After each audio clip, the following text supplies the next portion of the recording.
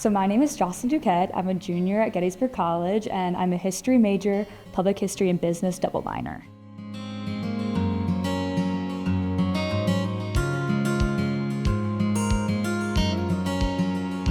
My artifact is a Civil War prosthetic. It was made about 1865, and it was for Private Levi Sorrell's.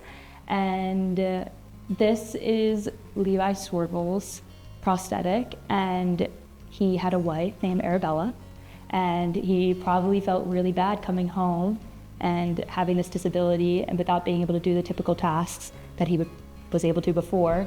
But with the different attachments, I'm sure it helped a lot.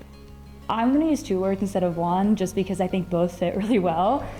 Resilience and innovation. I think that resilience is something that's really damaging to all these men at the time, and amputation was the biggest outcome of any surgery in Civil War, and there was about 60,000 to 70,000 men that had amputations during this time.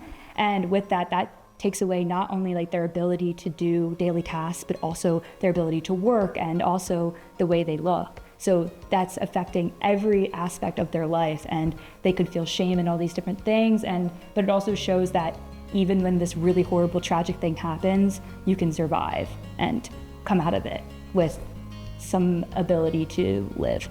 I think something that's really important to talk about in regards to prosthetics is mini balls, which sounds kind of crazy, but one of the leading causes for amputation during the Civil War was how the mini balls came into it. So when a mini ball would strike, it would essentially tear through the tissue and shatter the bone because of the low velocity as well as the shape and the material being this soft lead. And that would cause surgeons to take the easy route because they couldn't find all the fragments of the bullet, as well as it would shatter, causing bone to possibly create an infection because the bone would go into the bloodstream, like the shattered pieces. And so without mini balls, then there probably wouldn't be as many amputations. I think that this kind of ties back into my other word that I use, innovation. The Civil War, especially in the United States of America, was the fastest moving improvements for the prosthetic industry, because with that before they only had peg legs and these really shameful things and that people didn't want to have. And then because of it, they made prosthetics more comfortable, which they started with using rubber. The man's last name was Hanger, and he had his own company, Hanger Inc., which made Civil War prosthetics as well as future prosthetics. But it was his whole thing is that he was a Confederate soldier, and his whole shtick, I guess, was that he didn't want to have a peg leg. He refused. It was, in his words, like a Yankee surgeon gave him a peg leg, and he was like, I don't want to use this. And so he came up with a prosthetic leg that was more comfortable and more helpful, useful, accessible for soldiers, which created this huge movement of providing, like the government provided soldiers with prosthetics. So I think without that, we wouldn't have had the massive innovation and improvements to prosthetics, because not only was it just for men who had amputations in war, but also this helps people who were born without certain limbs and just disabilities in general. The Great War about invention, so basically what it was the government trying to help the now veterans, and especially the ones who were amputees. And so they actually supplied prosthetics to soldiers who had amputations. This is actually on loan from Union Drummer Boy, and obviously they have an exhibit on the survivors in the aftermath of the war. But I think the context in general is how men were able to survive post-war.